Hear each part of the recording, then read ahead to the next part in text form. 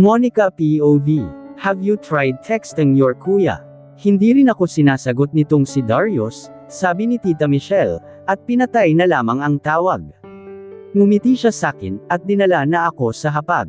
Anyway, darating din naman sila mamaya for dinner, kung di man sila umabot ngayon. Halika, Monica, sumabay ka na sa tanghalian, para makapagpahinga ka na. Naipalinis ko na ang kwarto mo. Hindi ko mapigil ang ngumiti, kahit parang tinutusok na naman ng karayom ang dibdib ko sa nalaman. Tita Michelle is a genuine person, at kahit anong gawin ko, there is no enough reason for me to hate her. Talaga namang gusto niya lang si Kemi para sa anak, at higit sa lahat. They know nothing about Darius and I. Sure, tita. Salamat po ulit, sabi ko at pinaunlakan na rin ang kanyang pag-imbita sa hapag, kahit hindi pa naman ako gutom. Sa kabila ng hinaba-haba ng biyahe namin ni Adriano, parang hindi ko ramdam ang gutom ko, at mas gusto ko pang magpahinga, pero ayaw ko namang tanggihan si Tita Michelle. Pinagotek niya pa ako ng upuan. Ngumiti ako sa mga maid nila nang ipakilala niya ako sa mga ito, at sinabing para niya na rin akong tinuturing na tunay na anak. Masaya ako sa mga kabutihan ni na Tita Michelle at Tito Dante sa akin, pero hindi ko maiwasang malungkot, at makaramdam ng bitterness para kay Kemi. Is it really impossible for them to see me, the way they see Kemi? Hindi ba talaga ako, nababagay kay Darius? Habang nagsisimula na kaming kumain ni Tita Michelle, nakita kong bahagya itong natigilan, at nang paimpal ko itong sinulyapan, ay nakita ko ang tingin nito sa aking kwintas. Isang violet dress ang suot ko ngayon. V-neckline at may manggas. Sakto ang pagkakahapit sa katawan ko, at hanggang itaas ng aking tuhod ang haba. Nilapag ko ang aking bag sa katabing upuan, at hinarap si Tita Michelle na katapat ko sa hapag. Nakita ko ang banayad ng ngiti sa kanyang labi. You have such a nice necklace, Monica. Where did you get it? Tanong ni Tita Michelle, at samubo sa kanyang pagkain. Napatingin tuloy ako sa kwintas na bigay ni Darius, at hinawakan ko ito. Simula nang binigay ito ni Darius, naging gawi ko na ang hawakan ito, tuwing kinakabahan ako, o nai-stress, whenever I need to pull myself together. Hindi ko na rin ito kailanman hinubad, kahit parating may nakakapansin at nagtatanong. Someone gifted this to me noong birthday ko, tita, sabi ko at hindi mapigil ang ngumiti. Tumingin sa akin ng matagal si Tita Michelle. Bahagyang may pagtataka sa kanyang mga mata, at tila nag-iisip, pero nagawa niya pa ring ngumiti ng tipid sa akin. Really? Tanging nasabi ni Tita Michelle, at inisang tingin pa ulit ang kwintas. Ngumiti na lamang siya nang tumango ako, at nagpatuloy na kami sa pagkain at ibang usapin. After we had a lunch, tumuloy na ako sa kwartong hinanda niya para sa akin. I will stay in one of the guest rooms. Pakiramdam ko ay sobra akong napagod sa biyahe, kaya nagpahinga na muna ako. I checked my phone again, and to my dismay, wala pa rin talagang reply si Darius. How hard is it to check his phone? Ganoon ba siya kabisi kagabi, kaninang umaga, at ngayong tanghali? Ngumuso ako at tinabi na lang ang cellphone ko, saka binagsak ang sarili sa kama. Nagsisimula na akong makaramdam ng tampo kay Darius. Hindi niya ba ako nami-miss? Samantalang ako, miss ko na siya. Imbes na mag-overthink, dinaan ko na lamang iyon sa pagpapahinga ko. Wala naman akong ibang balak na gawin dito sa Manila. Gusto ko lang talagang makita si Darius, at makumusta ang Escudero Corporation. I'm sure by the dinner, malalaman ko na rin kung kumusta na ang kumpanya nila. Kemi finally replied, they will be here mamaya sa dinner, sabi ni Tita Michelle at ngumiti. Nagyaya siya na mag-shopping kaming dalawa. Hindi naman ako tumanggi, dahil walang magiging kasama si Tita Michelle. And you know what? Hindi ako nagkakamali. Ang sabi ni Kemi, ay roon siya sa kondo ni Darius tumuloy kagabi. Natigilan ako. Hindi ko alam kung paano ako magre-react sa bagay na iyon. I bit my lower lip, at kahit iyon na naman ang mabigat na pakiramdam sa dibdib ko, sinikap kong ngumiti. Talaga po, mukhang nagkakamabutihan na silang dalawa, komento ko just to appear normal. Bakas ang tuwa sa mama ni Darius. Tuwing binabanggit niya si Kemi, Alam kong kuhang-kuha nito ang loob ni Tita Michelle. I can't help but feel the uncontrollable insecurity I have for Kemi. Sinabi mo pa, Monica. I'm never really wrong about choosing Kemi for my son. At alam ko naman na hindi kami bibiguin ni Darius. Sooner or later, matutupad na rin ang pangarap kong magkaapo. Oh, I really can't wait, Monica. Sabi ni Tita Michelle. Hindi ko na matuon ang atensyon ko sa pagsa-shopping kasama siya. Tumatango na lang ako, at ngumingiti sa mga nagugustuhang damit ni Tita Michelle, at mga alahas. Wala na ako sa sarili ko. I didn't bother to check my phone anymore. Hindi na ako umaasa na magre-reply pa si Darius. Lalong tumitindi ang nararamdaman ko. Ang tampo ay nagiging inis, at ang inis ay nagsisimulang mamuo, para sa isang mas malalim na pakiramdam. Hindi naman ako sobrang selosa sa mga babaeng naididikit sa kanya, because ever since, women would always make ways just so they can get noticed by Darius. At hindi lamang iisa ang mga babaeng nadikit kay Darius. Hindi ko man nabalitaan lahat, alam kong imposibleng wala.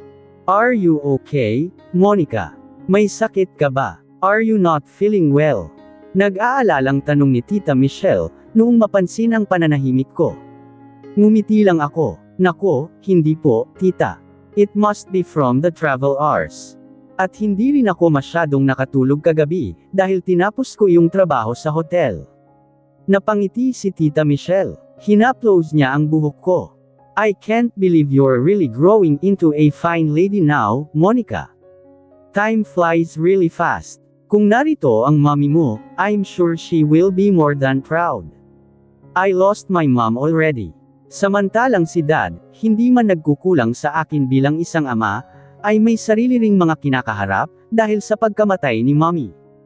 I have so many responsibilities awaiting for me, dahil lamang isa akong Pimentel. But I can still manage, as long as I have one of the reasons that keeps me going. Malaki ang bahagi ni Darius sa buhay ko. I don't think I can lose him. I don't want to lose him, kahit pa hindi ko rin naman siya matatawag na akin. Just by thinking about it, nasasaktan na ako. It makes me feel so much miserable. Ayaw kong patunayan sa sarili ko na si Darius, katulad ng ibang bahagi ng pangarap ko, ay mananatili lamang na pangarap.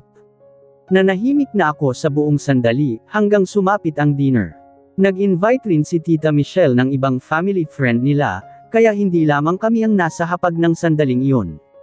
Si Monica na ba ito? Ang anak ni Katerina. Pagtatanong ng isang may edad na babae. Ngumiti si Tita Michelle. Bumeso naman ang babae sakin, na may makahulugang ngiti sa mga labi. Wow, you're really so pretty, hiha. Bakas na bakas sa iyong may lahi ka. Tumikim lamang si Tita Michelle. Bagamat nakangiti ay naguluhan ako. Hinayla na rin ni Tita ang kanyang bisita, at dinala na sa hapag. Napakibit-balikat na lamang ako. Susunod na rin sana ako sa hapag, nang mapatingin na ang mga naroon sa entrada ng bahay. At ang rason, walang iba kundi ang dalawang bagong dating. Kemi, may tuwang salubong ni Tita Michelle, hindi ko pa rin naiwasang matigilan. Napalingon na rin ako roon, at kahit na alam ko namang magkasama silang dalawa, nauuna si Kemi. Darius was just behind her. Sinalubong ito ng isang lalaking anak ng bisita ni Tita Michelle, at tinapik agad sa balikat. May pinag-usapan sila, habang si Kemi, ay hindi na magkamayaw sa pagyakap din kay Tita Michelle. She's wearing an all-white perfect dress. Magaan ang ngiti, at mukhang handang-handa para sa dinner na ito. Sorry about last night, Tita, sabi ni Kemi, habang namumula ang mga pisngi ng umiti. Nangiti lamang si Tita Michelle, at niyaya na sila na tumuloy na sa loob. Nang sumunod sa kanya si Kemi, ay napatingin ito sa akin. Naging tipid ang kanyang ngiti. I smiled because I can't afford to disrespect her. Pero sa halip na ngitian ako pabalik, nagtutuloy-tuloy na ito papasok sa loob, nang hindi nagsasalita at tinawag si Tita Michelle. Nang balikan ko ng tingin ang pintuan ng bahay, I saw Darius with a guy, who's maybe just a few years older than me, ang anak ng dunyang dumating kanina. Papasok pa lamang sila sa loob ng pintuan, ay nagtama na ang paningin namin ni Darius. Nang tingnan ko siya, ay wala nang bakas ng pagngiti sa mga labi ko. Ngumiti sa akin ang lalaking kasama niya, bago tinapik ulit ang balikat ni Darius, at tumuloy na papasok. Naiwan kaming dalawa ni Darius. Hey, sambit niya. Just by looking at him, I know he knows what I'm feeling right now, dahil hindi pwedeng hindi siya marunong makiramdam. Hindi ko magawang ngumiti, kahit alam ko sa sarili ko, na ang tagal kong naghihintay na makita siya ulit, at nasa sabik akong makausap siya. I bit my lip to calm myself. Binawi ko ang braso ko, nang akmang hahawakan ni Darius iyon. Inisang tingin ko lamang siya, at mabilis siyang tinalikuran para pumasok na rin sa loob. Tahimik lamang ako sa buong dinner, at pakiramdam ko ay mas gusto kong yumuko lang. Sa tapat ko naupo si Darius, at tinabihan siya agad ni Kemi. You're so beautiful, Monica. Ngayon na lamang ulit kita nakita. Dalagang dalaga ka na talaga, sabi ulit ng babaeng dumating kanina, nang matingnan akong muli sa mesang iyon. I agree, amiga. Her beauty is indeed one of a kind, puri ni Tita Michelle. Ngumiti lamang ako, at nagpasalamat sa mga papuri nila. Naputol iyon, nang tumikim si Kemi, kaya naman napunta sa kanya ang aming atensyon. Mabuti naman at hindi ka nagkaaberya patungo rito, Miss Pimentel. You must be really worried about the company, mabuti na lamang at naresolve na. Right, Darius. Napangiti si Tita Michelle, at nagkatinginan sila ng kanyang kaibigan. Hindi sumagot si Darius. He was just quiet at prenteng nakaupo sa kinauupuan, habang si Kemi ay humawak sa kanyang braso kasabay ng tanong nito. Damiin ang hawak ko sa aking tinidor, at kulang na lang ay mabutas ko ang plato. Napatingin ako kay Darius, at nakita kong nakatingin siya sakin. Saglit na tumahimik ang hapag. I can't help but throw him daggers through my eyes. Sige, magpahawak ka pa riyan. O baka buong gabi na silang magkahawak. Ayos lang dahil wala naman akong pakialam. Of course, iha. Darius is great when it comes to business. Para ang kanyang ama, the other lady said, sabay tingin kay Tito Dante. Ngumiti si Kemi at tumango. Muli niya akong binalikan ng tingin. Right. Sa totoo lang, ay kayang-kaya niya naman talaga iyon, without anyone's help. Palibas sa kasi masyadong successful, marami tuloy nagkaka-interes. Bahagyang nangunot ang aking noo, dahil sa akin siya nakatingin, pero pinigilan ko pa ring yumandar ang aking kamalditahan. And all my friends know, kung gaano kamaldita ang kayang abutin ng pag-uugali ko, when I'm pushed to my limit. I can only extend my patience for those people who deserve it. And I meant the Escudero Corporation, sabay tawa ng mahina ni Kemi, at ngumiti pa rin sakin. Binaba ko ang aking kamay sa ilalim ng mesa, nanginginig sa pagpipigil. Lumunok ako, at inabot na lang sa kabilang kamay ang baso ng tubig. Napalagok ako rito, but I'm still glad that the Pimentel helped. Napakalaking tulong ang binigay ni Agathon, sabi ni Tita Michelle. And Monica even exerted effort na kumustahin kami rito. She's like my own daughter, at para ng kapatid ng Kuya Darius niya. It's normal that they're worried for the Escudero Corporation. Ngumiti lamang ng tipid si Kemi, at tumahimik na. Gusto kong ngumisi pabalik sa kanya, pero hindi ko na ginawa. Ayaw kong malaman niyang naaapektuhan ako sa kanya, at baka ipagdiwang niya pa iyon. The whole dinner, I witnessed her attempts to talk to Darius. Hindi ko mapigil ang mapasulyap, tuwing napapansin kong humahawak siya sa braso ni Darius. And this asshole was not even paying attention. Nang hindi makakuha ng atensyon, bumaling na lamang si Kemi kina Tita Michelle. So, when's the wedding? Pagtatanong ng isa. Ngumiti si Kemi, hindi sumagot, kaya naman si Tita Michelle ang nagsalita. They're probably still figuring out about that thing, amiga, sagot na lamang ni Tita Michelle, na tila iniwasan muna ang usapan. Nang patapos na ang dinner na iyon, nagpaalam na akong lalabas muna, at may importanteng tatawagan. Pero sa totoo lang ay gusto kong magpahangin. Pakiramdam ko ay nasusuffocate na ako sa hapag na leon. Naisip ko nga na umuwi na ngayong gabi pabalik sa El Amadeo, tutal ay mukhang okay na ulit ang kumpanya. At mukhang hindi naman nila ako kailangan dito. Kinagat ko ang aking labi, habang tinutungo ang kanilang swimming pool. Hinawakan ko ang magkabilang braso, nang umihip ang malamig na hangin, at nakaramdam ng kaunting ginaw. Hawak ko ang cellphone ko, pero wala naman akong tatawagan. Malalim akong napahinga, at pamwesto sa gilid ng pool, saka tinanaw ang tubig na ginagalaw ng hangin. Naupo ako at nilubog ng kaunti ang mga paa ko sa tubig. Maliwanag ito, dahil sa mga underwater lights. Hindi ko mapigil ang lalong mapaisip ng malalim. Maya-maya lamang ay may narinig akong boses na palapit. Nang lingunin ko iyon, ay nakita ko si Kemi. Magka-cross ang mga braso sa tapat ng kanyang dibdib, at nasa akin ang tingin. Nang unay ngumiti pa siya, nang magtama ang paningin namin. Miss Pimentel, I'm so glad you made it here, sabi nito sabay ngiti. Tumabi siya sa akin sa gilid ng pool. I almost rolled my eyes, at naiinis ako na tinabihan niya ako. Really, Kemi, I don't need your pretensions right now, direkta kong sinabi, hindi natatakot na maging prangka, dahil kanina niya pa ako tila pinaparinggan ng pailalim. Sumeryoso siya nang dahil doon. Ramdam ko ang tingin niya sa akin, pero nanatili ang taas noo kong tingin sa pool. Bata ka pa talaga, Monica. You do things without thinking about them first. Una, nagpapagamit ka kay Darius. Pangalawa, sunod ka ng sunod sa kanya. You're acting like a shadow to him. At pangatlo, you look like a fool, mahina at kalmadong sabi niya, ngunit puno ng mabibigat na salita. Doon ako natigilan. Parang may malakas na puwersa ang hamampas sa aking pagkatao, sa mga narinig ko. My lips parted, at doon ako napabilang kay Kemi. Ngumiti siya sakin, at hindi ko maintindihan kung bakit sa kabila ng inosente niyang mga mata, tila ito nag-aapoy. She looked at me with disgust in her eyes. Monica, but men like Darius. They just like it a little bit spicy, pero sa huli, doon pa rin sila uuwi sa talagang inuuwian.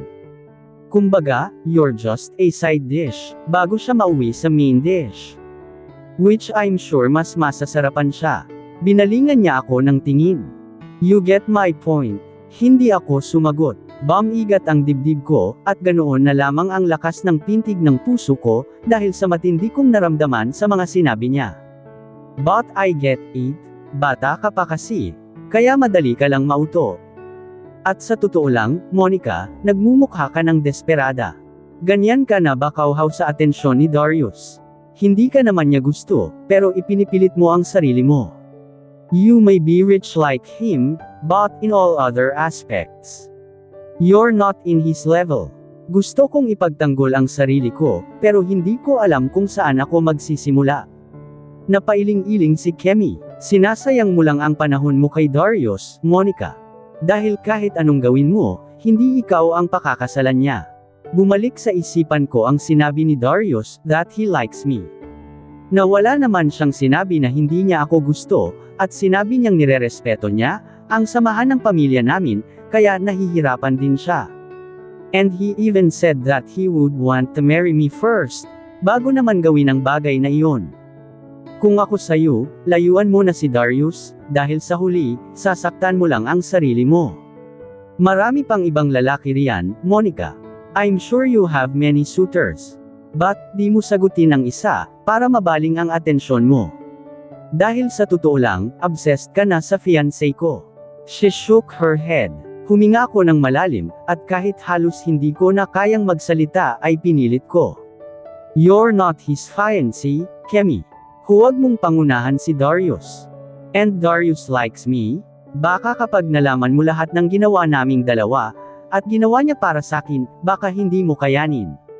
Mahinang sambit ko, dahilan para siya naman ang mapatigil. I smiled, kahit nasasaktan ako. Make me your villain, Kemi. Dahil kapag tinutuo ko ang magiging papel ko sa inyong dalawa ni Darius, tingnan natin kung saan ang kalalagyan mo. Pomade ang ekspresyon ni Kemi, at tila nag-apoy sa galit ang mga mata niya, sa sinabi kong iyon. Iyon pa lang ang sinasabi ko, pero wala nang mapaglagyan ng madilim niyang mga mata. Hindi kanya gusto. You might know him first, pero kahit pilitin mo, tandaan mong hindi ka pakakasalan ni Darius. Kahit ilang beses ka pang magpagamit. Matalim na sabi niya, na tumaas ang boses. Napalunok ako. My chest felt being stabbed. Pero pinilit kong indahin lahat ng masasakit niyang binabato. Do you mean having with him? Kahit ako pa mismo ang magsabi sa kanya niyan, hindi niya ginagawa sakin. Binalikan ko siya ng tingin. Hindi ka ba desperada sa lagay na yan? Nasabi na ba niyang gusto ka niya? Aren't you just here, dahil si Tita Michelle ang may gusto sa iyo? Napakurap siya. Just by her reaction, alam kong nataman siya. Gaano mo na ba katagal nakilala si Darius, Kemi? Nakilala mo lang siya nang maging hermosa ka, hindi ba?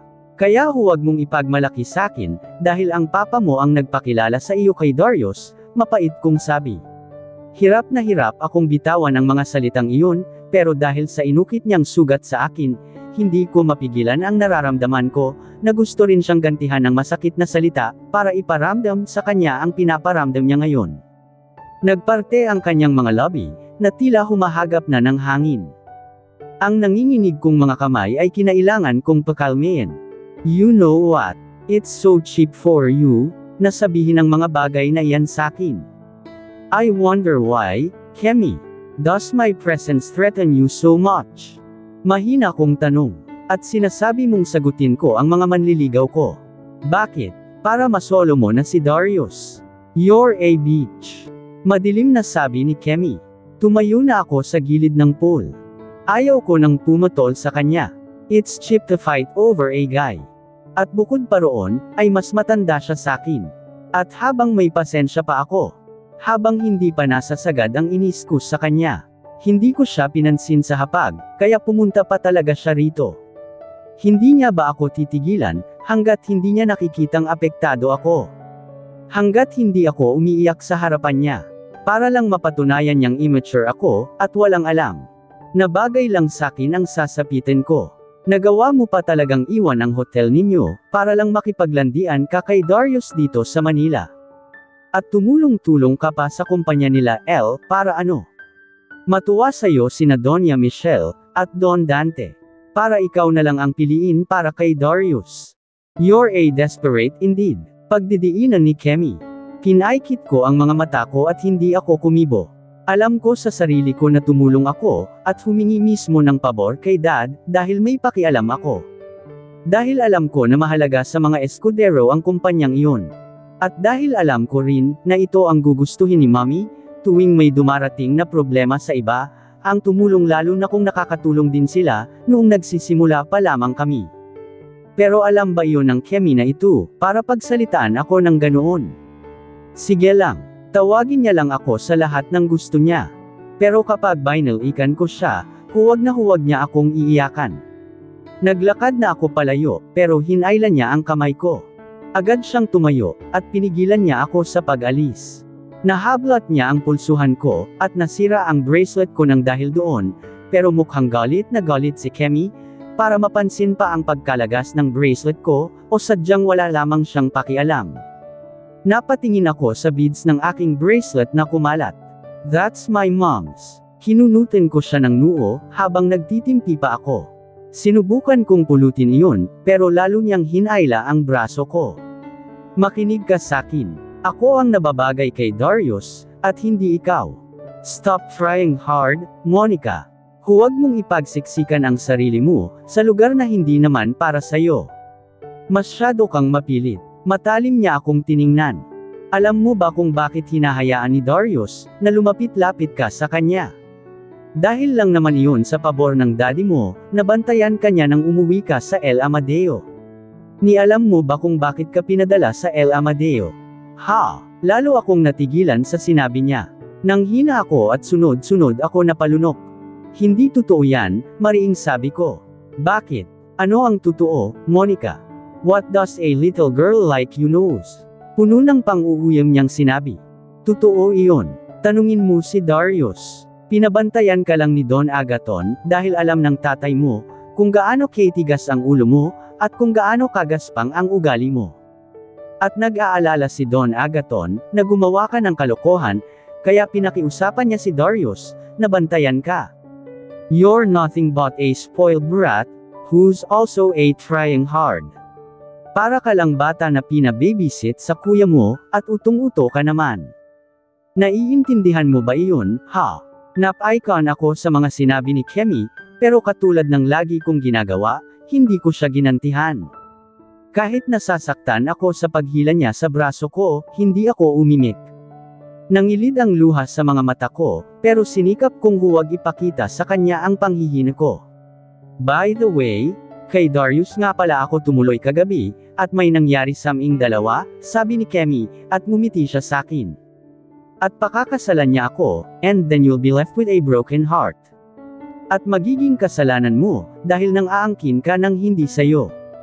Hinailan niya ang buhok ko. Naramdaman ko ang hapdi sa aking anit. Bago pa ako makakilos, ay hinailan niya na ako lalo palapit sa pool, na tila may balak na itulak ako roon, pero dahil parehas kaming nasa gilid nito, ay nauna na siyang nadulas, at na out of balance. Malakas na pagtalsak ng tubig ang namutawi sa paligid ng mahulog si Kemi sa swimming pool. Bumagsak ang mahaba kong buhok at nagulo ito. Nagulat din ako, nang makita ang pagkawag niya sa tubig. Nanigas ako sa kinatatayuan ko, at hindi ako makagalaw dahil sa pagkabigla. Hilong-hilo pa ako sa ginawa niyang pananabunot sa akin. Kemi, usual ko at humakbang, ngunit bago ko pa siya masagip sa swimming pool, ay may nauna na sa akin. Someone dived into the water, at agad na dinaluhan si Kemi. Namutla ako sa nangyari, lalo nang marinig ang sigaw ni na Tita Michelle, na lumabas mula sa bahay. May sumagip kay Kemi. Nang tuluyan silang umahan, ay nakita ko ang lalaking anak ng Donya kanina. Siya ang sumagip kay Kemi, na ngayon ay panay ang ubos sa nangyari. Basang-basa siya, at tila nahihirapan na huminga. Nang inig siya sa lamig at tuluyang napaluha. She was crying so hard. Niyakap siya ng lalaking iyon, at tiningnan din ako ng matalim, pakiramdam ko ay nahilo ako, lalo na nang dumating na rin sa gilid ng pool ang lahat. Nagulantang sila sa nangyari, at nagpalipat-lipat ang tingin sa akin, na tuyo at narito sa gilid ng pool, at kay Kemi na umiiyak at basang-basa sa tubig, kung saan muntik na siyang malunod. Anong ginawa mo, Monica? Mariing tanong ni Darius, nang lumapit siya sa akin, at hinuli ang pulsuhan ko. Nanatili ang tingin ko kay Kemi, umaasa na ipapaliwanag niya ang nangyari, pero lalo siyang napaluha nang dumating si Darius. Tinulak niya ako. She pushed me here, dahil nagseselos siya sa ating dalawa, Darius. Sinaktan niya ako at tinulak dito. Napailing-iling ako, at tiningnan si Darius. No, hindi ko ginawa iyon. Sumagot pa si Kemi, pero naputol ang sigawan, nang mariing nagsalita si Tito Dante, para patigilan ang nangyayari. Tumahimik ang lahat. Tinulungan ni na Tita Michelle si Kemi na umahan. Naramdaman ko ang hapdi sa aking dibdib, at sa nag-iinit kong mga mata. Umiling ako kay Darius, na hawak ang pulsuhan ko. Gumalaw ang kanyang panga, at lalo akong tiningnan sa mga mata. Darius, hindi. Seryoso ang kanyang ekspresyon, na lalo kong ikinapanghina. Nang dumaan sina Kemi sa pwesto namin, ay binigay ni Darius ang kanyang suit jacket. Kinuha iyon ng lalaking sumagip kay Kemi, at binalot dito habang nakatingin ito sa akin, at napapailing-iling. Sumunod na rin sila agad, para daluhan si Kemi. Tanging si Darius lamang ang naiwang kasama ko. Maging si Tita Michelle ay tila dismayado sa nangyari. What did you do, Monica? Tanong ni Darius, at nilayon niya ako sa swimming pool. Tiningnan niya ang kabuuan ko. Nahulog siya sa swimming pool, Darius, hindi ko siya tinulak, nauutol kong sinabi. Gustong-gusto kong magpaliwanag, at depensahan ang sarili ko, pero halos hindi ako makapagsalita, ng maayos. I bit my lip. Kulang na lang ay pamatak ang luha ko. Pakiramdam ko ay wala akong karapatang magpaliwanag, at kapag nagsalita ako, ay magmumukha akong defensive. Malalim na napahinga si Darius. Kinuha niya ang pulsuhan ko, at dumilim ang tingin, nang makita ang bakas ng pamumula rito, pati na rin ang bakas ng pagkapigtas ng bracelet ko. Nagtama ang paningin namin, at umiling akong muli sa kanya. Magsasalita pa sana si Darius, pero agad kaming napalingon sa tumawag sa kanya. Darius, mag-usap tayo, ang seryoso at istriktong boses ni Tito Dante. Napatingin siya sa amin ni Darius, at umiling-iling, bago dismayadong pumasok na rin sa loob ng bahay. Napaangat ang tingin ko kay Darius. Nang binitawan niya ang kamay ko, at sinabing sandali lang ay lalo akong pananghinaan ng loob. Exactly don't know, kung ano ang nangyaring kasunod yun, dahil namalayan ko na lamang, na bumabiyahe na ako pabalik sa El Amadeo. Hindi ko kinaya ang pananahimik na ginawad nila pagtapos. They didn't even ask, kung ano ang tunay na nangyari. O baka nauna nang ikwento ni Kemi ang bersyon niya, tutal ay siya ang unang dinaluhan ng lahat. Kinuha ko lang ang gamit ko, at tinawagan ko na si Adriano. Mabuti na lang at nandito lang din siya sa malapit, kaya nas-ando niya ako agad. Pagod akong nakasakay sa kotse na iyon. In-off ko rin ang phone ko, dahil ayaw kong sumagot sa anumang mga mensahe. Noong nasa loob na ako ng sasakyan, tuloy-tuloy na bumagsak ang mga luha ko. At kahit ayaw kong paniwalaan si Kemi, unti-unti ring nahuhulog sa mga sinabi niya ang isipan ko. Madaling araw na akong nakabalik sa El Amadeo. Humingi ako ng pasensya kay Adriano, dahil ang usapan ay 2 araw ako sa Maynila. Kaya pati siya ay naantala, ang sana'y gagawin sa Manila. Dahil tuloy roon, ay lalong sumama ang pakiramdam ko. Nakatulog na ako sa backseat dahil sa kakaiyak ko, pero tahimik lamang si Adriano, at panay ang tingin sa rear mirror, para kumustahin ang lagay ko. And when we stopped in Laie, I was worried, because he drove for 5 hours again. Walang tulog at biglaan. Ang sabi niya ay ayos lamang daw. Sinabi ko na lang na maaari siyang mag-leave sa mga susunod na araw. Pinalis ko ang luha sa mga mata ko, habang paulit-ulit sa isipan ang sinabi ni Kemi. Pinabantayan lang, at nagpauto naman.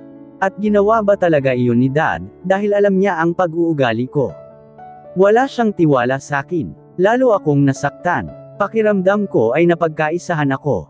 I felt like everyone was just so cruel to me.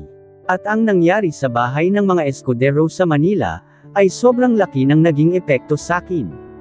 Pakiramdam ko'y wala nang maniniwala, kahit ipaliwanag ko ang totoong nangyari, lalo pat umalis na lamang ako na tila guilty sa bagay, na hindi ko naman ginawa. Hindi lang sakit ang naramdaman ko. Nanlalamig ang sistema ko. Pakiramdam ko, lahat sila ay naniniwala na sinaktan ko si Kemi. At pakiramdam ko, tama lahat ng punaratang sakin. At wala akong magawa para ipagtanggol ang sarili ko. At dito na po nagtatapos ang kabanata ng ating kwento, at sanay muli niyo po akong samahan sa mga susunod pang kabanata. Maraming salamat po.